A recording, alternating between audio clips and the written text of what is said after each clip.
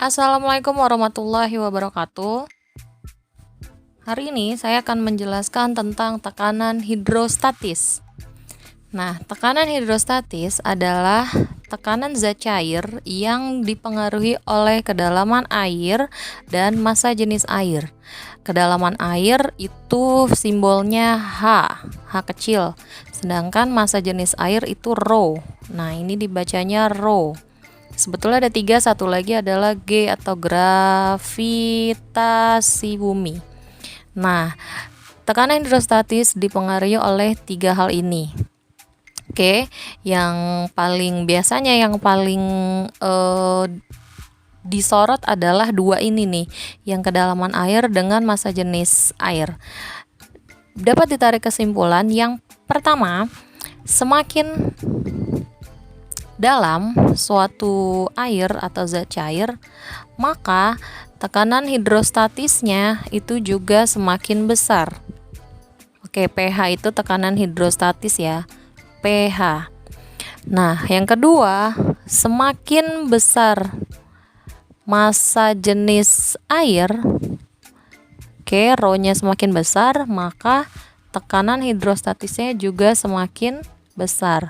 Oke, jadi kalau misalnya kedalaman, sekali lagi semakin dalam maka tekanan hidrostatisnya semakin besar.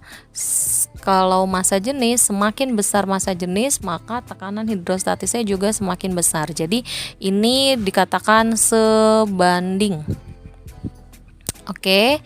Nah, selanjutnya di sini ada gambar bejana kaca. Bejana kaca di dalamnya itu ada 4 ikan X, W, Y, Z dengan posisi kedalaman yang berbeda-beda. Nah, di sini diketahui bahwa massa jenis airnya adalah 1 gram per cm kubik. Nah, kalau seandainya ada pertanyaan, ikan yang manakah yang mengalami tekanan paling besar? Adalah ikan yang ayo silakan boleh dijawab, ikan X, W, Y atau Z? Iya, ikan Z. Kenapa kira-kira ikan Z yang mengalami tekanan paling besar? Jawabannya karena prinsip yang tadi hidrostatis, yaitu karena posisi ikan Z itu adalah posisi yang paling dalam. Nah, ini yang paling dalam. Karena dia paling dalam, maka si ikan Z ini yang mengalami tekanan paling besar. Nah, ini sama ketika kalian berenang. Kalau kalian berenang pada di dekat permukaan atas dengan ketika kalian menyelam ke bawah, itu kan kalian yang rasanya pasti semakin berat, susah bernafas, kemudian telinga kalian akan lebih berdengung. Nah, ini karena posisi yang paling dalam itu tekanan hidrostatisnya itu makin besar. Oke, selanjutnya ini adalah rumus dari tekanan hidrostatis. Nah, ini tadi tekanan hidrostatis dipengaruhi oleh 3 faktor. Yang pertama tadi ini massa jenis. Massa jenis ini dibacanya rho, ya kan? Ini massa jenis. Yang kedua ini adalah gravitasi bumi. Yang ketiga adalah kedalaman air atau ketinggian air. Nah, di sini masing-masing ada keterangannya. Rho ini massa jenis, satuannya adalah kilogram per meter kubik. Pangkat 3 ya, kubik. G adalah percepatan gravitasi bumi. Dia biasanya nilainya selalu sama atau konstan. Konstan itu artinya sama ya. Selalu 9,8 atau 10. Nah, jadi kalau di soal tidak diketahui, maka kalian boleh ambil salah satunya, 9,8 atau 10. Tapi saran saya pakai yang 10. Karena biar lebih mudah dihitung. Kemudian yang ketiga adalah H, kedalaman air atau ketinggian air. Satuannya adalah meter. Seperti itu. Jadi rumus tekanan adalah P sama dengan rho dikali G dikali H. Ini dikali semua. Contoh soal. Nah, di sini ada contoh soal. Jika massa jenis air 1000 kg per meter kubik, percepatan gravitasinya 10 N per kilogram, berapa tekanan hidrostatis yang diterima ikan? Nah, di sini diketahuinya ada, kita tulis dulu biar mudah ya. Diketahui ada massa jenis, berarti rho sama dengan 1000 kilogram per meter kubik. Percepatan gravitasinya nih G 10 kilogram. Yang ketiga, H-nya harusnya. Nah, kita lihat di gambar. Di sini kan ada akuarium bening ceritanya. Katanya tinggi dari atas permukaan air sampai ke bawah dasar adalah 140. Sedangkan di sini ada ikan. Tinggi ikan sampai ke dasar katanya 60. Berarti ketinggian ininya berapa? Nah, ini yang harus dicari dulu. Caranya adalah dikurangi, berarti H-nya sama dengan 140 dikurang 60 sama dengan 80 cm. Nah, H-nya sama dengan 80 cm. Di sini kita rubah ke meter, berarti 0,8 meter. Kemudian yang ditanya adalah berapa tekanan hidrostatis ikan, berarti pH ikannya berapa. Nah, untuk menjawab soal ini berarti kita butuh rumus tadi, tekanan hidrostatis atau P tadi, rho dikali G dikali H. Rho-nya, ini saya garis ya, 1000, G-nya 10, H-nya 0,8. Silakan dihitung sama dengan berapa PA.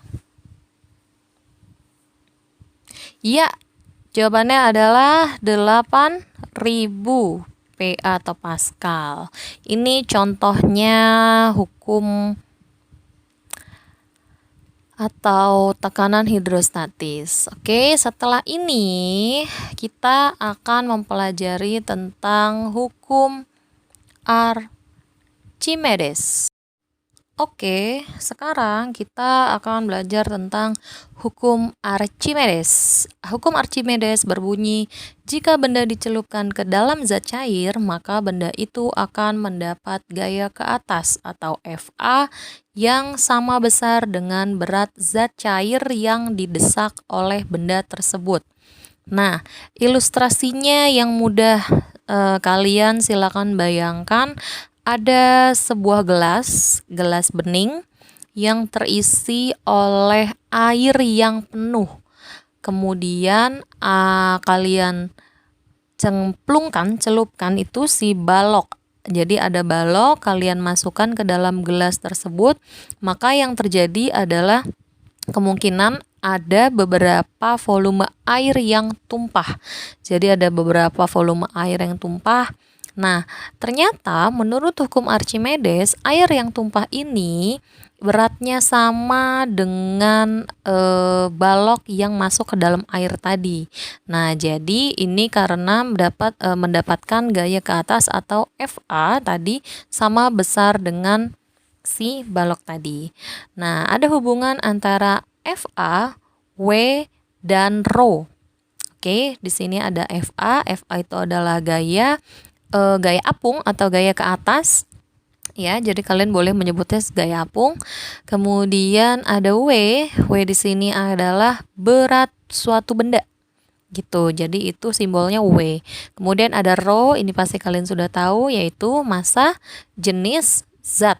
Oke, nah di sini ada 3 konsekuensi atau 3 dampak dari hubungan ketiganya. Ada benda akan terapung, melayang, dan tenggelam dengan kondisi yang berbeda atau syaratnya berbeda. Nah, terapung, benda akan terapung jika Fa lebih besar daripada W. Oke, Fa lebih besar dari W. Yang bawahnya di situ tulisannya B ya. Rho B itu benda lebih besar, harusnya lebih kecil daripada rho F itu F fluida. Fluida itu cair atau air. Nah, melayang itu jika sama, tenggelam itu kalau FA-nya lebih kecil dari W, tapi ρ-nya benda lebih besar daripada ρ fluida. Oke, jadi yang lebih mudahnya seperti ini. Boleh sambil ditulis. Jika W lebih besar daripada FA, maka benda akan tenggelam. Jika W lebih kecil dari FA, maka benda terapung. W sama dengan FA melayang. Massa jenis benda lebih besar dari massa jenis air, maka benda tenggelam. Massa jenis benda lebih kecil daripada massa jenis air, maka benda terapung.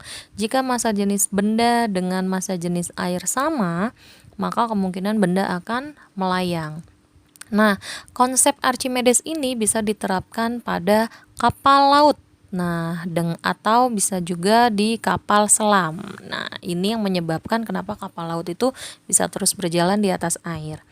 Nah, di sini ada rumus Archimedes.